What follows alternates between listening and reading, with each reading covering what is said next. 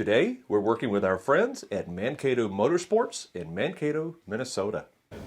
Hi folks, this is Nathan with Two Guys in a Ride, and today we're here at Mankato Motorsports. We're here with Aaron. Aaron, thanks for being with us today. Thanks for having me. Yeah, it's a tough day, but you know, we thought we maybe would pull Aaron away to talk about this beautiful Am Maverick Sport XMR.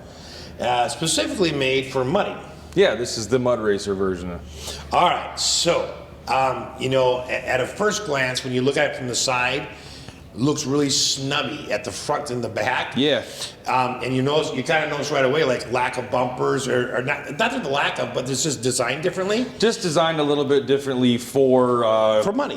More for money, like you said, getting into the water holes and stuff like that. So come on here and let's talk about something. You know, because you know when I look at it, I think, well, where's I should have a bumper out here, but all that stuff produces less resistance in a mud pit, basically. The arched A-arm is going to give you a little more ground clearance, but they choose to do a little less protection there to not have the mud build up so much and slow you down with resistance.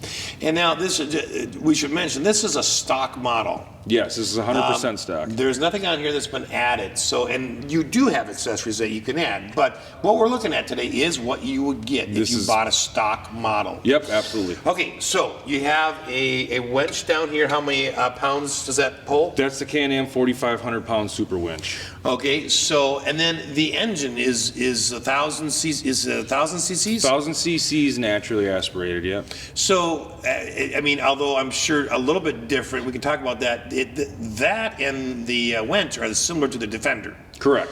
So yes. What's the difference in the engine? I mean, how has it been done differently in this one? So there's a little bit different tunings and mappings in each engine. This one's going to be strung up a little higher for a bigger top speed than, like, say, your Defender 1000, which is geared more towards utility. This is going to be more sport riding. So the ECU or the computer is flashed a little bit differently, and the gearing's a little bit what you'd say taller for a bigger top end or a faster top end. Okay, and then coming up here, you do have this part opens up, and what's underneath here? That's just the access panel. Underneath here is just the cap for your radiator, for the front radiator fill. Okay, and then you do have LED signature lighting, but the headlamps are halogen? Yep, you got a halogen headlight with LED signature strips in there, kind of more of a run light. Now, since this is, okay, so this does have running lights that are on all the time? Correct. Okay, and then it, of course, has a high beam if you want. Yep, you got it. All right, and then coming on, adjustable shocks too. Yep, these have the Fox shocks in there too, similar to a lot of the other machines, whether it's snowmobiles, side-by-sides, and wheelers. More of them are going to more of a Fox shocks that are, you can adjust how stiff or soft the ride is that you want.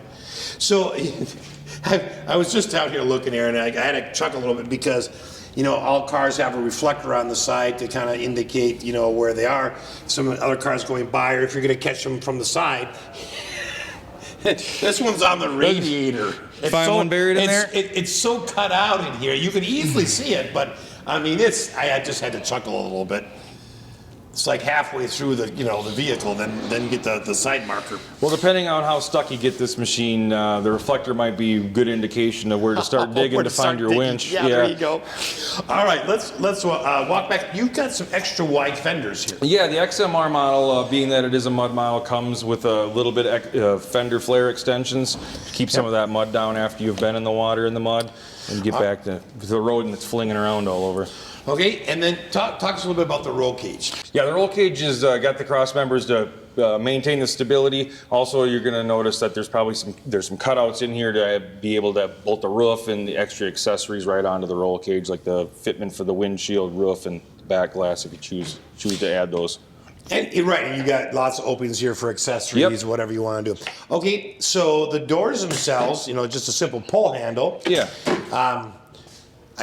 Your neck is going to go about to here. Sure. Yep. Which means directly behind you is your, actually it's a snorkel. Snorkel kit, yep. The one side over here on our air filter is going down to the actual air intake. The other set over here is coming out of your clutching, which is going to be extra breathability that's going down to the belt. Oh. So you're not getting water. That's an extra sealed unit in this clutch housing, and then you're not going to get water to go in, and you have a belt slip in the middle of maybe going through the mud hole where it slows you down or stops you completely, and then you got to get towed out. Talk to us a little bit about what's in your knives. I see basic things. I see a cup holder. You know, you got footrest on each left and right side. Yep. Driver, for the passenger footrest. Yep. Do the seats move at all? Do they go forward, backwards? The passenger seat is standard on this. The driver is adjustable forward and backwards. This is on the rail system, basically. All right. Okay, so now to one of my favorite things on this, you know, this awesome vehicle. Aaron, can you tilt the steering wheel down? Sure. Now, I don't know if you noticed what happened, but the dashboard tilted with the wheel. So, kudos to anyone that can tell me what car that was on. So this is the same, I believe, it's the same instrument package that comes on the Defender Limited. Correct. It's an extended display, being that this is an exclusive model to the Sport. It's going to give you more information than just a standard Maverick Sport would give you. Right. Yep. And then you've got there's a controller right here that will take care of all the information in there for you. Yep. Okay, what does this switch do? So then you have two-wheel drive, four-wheel drive, and then your actual diff lock. Right here. This one here, you can flip the key on here for you. So you're in two-wheel drive, so you have kind of basically a positive rear end. The rear end's always locked in, a little bit different than the Defender 2, where you're always in a solid two-wheel drive in the back. Can-Am runs a Visco lock in 4x4, so when I click just to this, you can maybe hear that. Now you have just one of the fronts powered, and if there is a slip in that front wheel, the second wheel will kick in. Okay. Now, if you need to have it locked in, if you click again, now our front is differential, is completely locked in, and all four wheels are a true diff lock and moving together. Okay. Let's talk about some of the storage that you have in here. So to start off with, you got some deep storage right here. Got to have a little bit of room when you're out on the trails. Most people will go out and ride for the day, so the more the storage you can have, the longer you can stay out and have fun. There is a little bit of storage, I think. Is there? Yeah, a little bit of a goggle display here again too. It's kind of more cut out for your riding goggles. When those get muddy, you have an extra pair in there you can swap out. Yep. Now, unlike the Defender, these are not waterproof. No. They figure if you're riding this open and you've got snorkels if you're getting this package, you're ready for that. Yep. Talk us through a little bit about the gearing in this and the we were talking earlier about the low selection. Yeah, so basically a pretty standard gear selection that you see in a lot of the side-by-sides, park, reverse, neutral, a high range for highway driving or faster driving. But the low range on the XMR is actually geared lower than your typical low, just so that when you're in the mud pit and the water with the bigger tires, this is a 30-inch standard tire, so with the lugs on the tire and the extra weight, the low is going to gear it down even further to save on some clutching and belt. Okay. I do also notice that you do have some electrical outlets. So you got a 12-volt outlet. Yep, right 12-volt charger there for cell phone chargers, or if you have any other displays or GPS, some people that keep you want to charged put on. it there, right? Okay. Let's step to the back. One of the things that I noticed right away, just because I'm used to seeing a flat floor. Yeah. And you brought up something really, really neat. So tell us why the back has got what looks to be a map. Yeah, Can-Am's link system is going to be, all those cutouts are basically for different accessories you can snap in and out in different directions of where you would like it to be. You'll notice they're up on the bed rails here too. That's a pretty common shape with a lot of BRP stuff. Just able to snap different accessories on and off, and if you own more than one machine or product from BRP, some of those accessories can be moved from one machine to another just by unsnapping them from those slots. So if you're on your, say, Fish Pro. Yeah. And you could take So off. if you had the cooler from your Fish Pro, you could unsnap it from there and snap it into any, the spot on the bed or where you'd like it back. That's here. interchangeable. That's really neat. Now, what is behind this cover right here? There's a cover between the two snorkels. The cover between the two snorkels there is just the coolant jug. It's basically the overflow container for your coolant. With the design of these new machines and how they had to kind of pack everything here and here now, in the rear engines, they come up with some innovative ways to make it easy for the things that you maybe want to take a look at or maintain. All right, so one of the things that's maybe unique to this particular one is that it's not a dumpable bed. It's not a dump bed on this. This is more of a sport machine versus the utility Defender or the crossover Commander, which has a half dump bed. It's almost about the same physical size as a half a dump bed. It just doesn't physically tilt.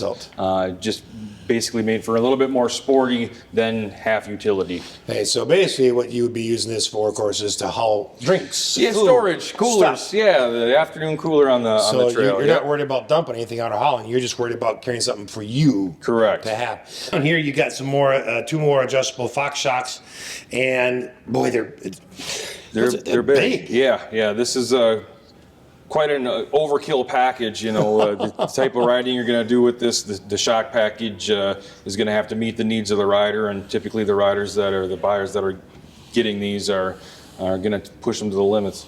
Tell us about the width of the tires, because they are wide. Yeah, so the ITP, these are the crypto tires. That they're a mud tire. You'll notice the bigger lugs on that. Yeah. Just to get through more mud, it's going to be maybe not the most pleasant trail ride. They're not really made for the pavement riding. You're going to feel a little, maybe a little bouncy going over a paved parking lot or road, but they're really going to shine off trail, in the mud, in the water.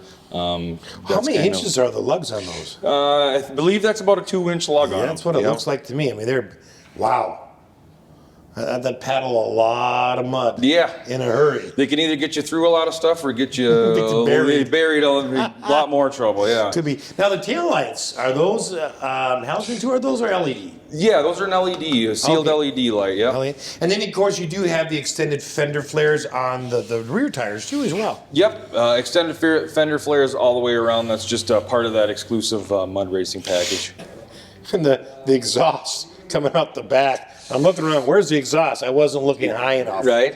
Yeah, they got to keep that up too. But generally, when you're down in the water on this one, the exhaust will just kind of be bubbling. Yeah. Now, your fuel cap is right here. Yep. But then there's a little door here that comes off, and what's underneath here? There you got the air filter for the air intake is right behind the door. Okay, so what you're saying is all the basic things, you know, fill your gas, that's of course is right there. But you've got your air filter there, you've got, I forget what you said was back here. Coolant jug. The coolant jug back there, you've got the radiator right away up front. Yep. So you've got access really quickly to a lot of things.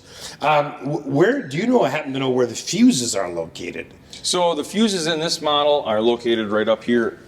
Some of the banks of them are right up under here. There's also another little overflow bank under here. Okay, so again, just everything located that so it's easy to get at. Exactly.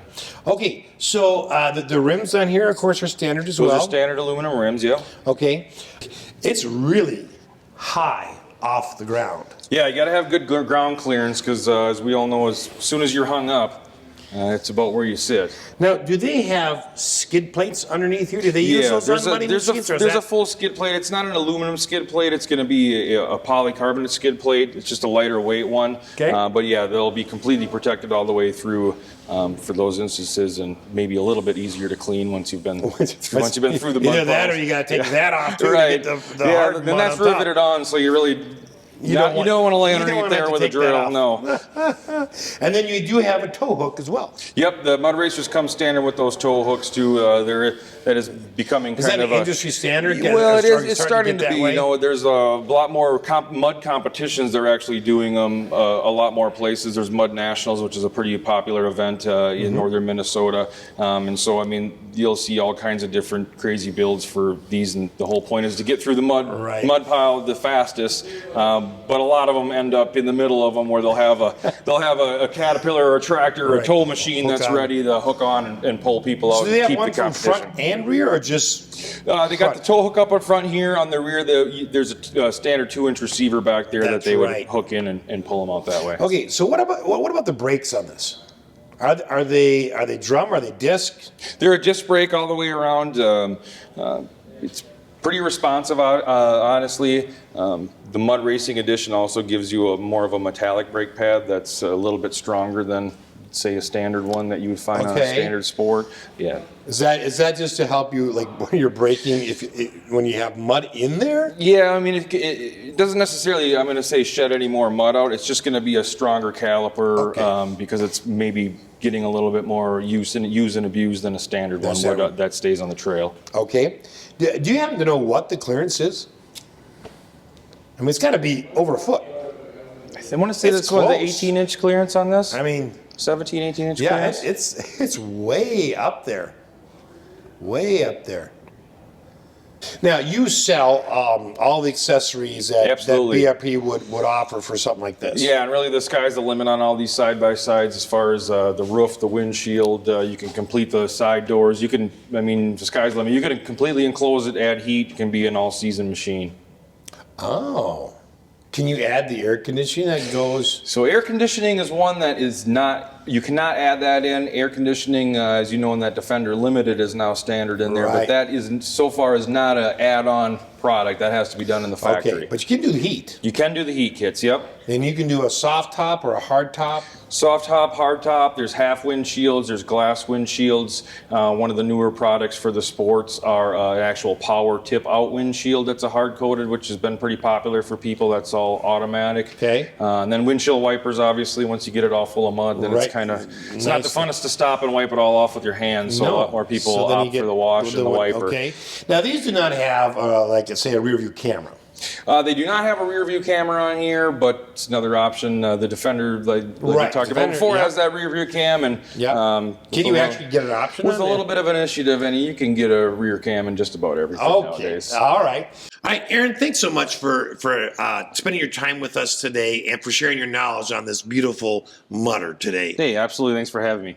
Don't forget, folks, if you like what you saw, it is down here at Mankato Motorsports. So you can get them at www.mankatomotorsports.com, and you can talk to Aaron or any number of their salesmen that are here, and they're located in Mankato, Minnesota, and they do online sales as well.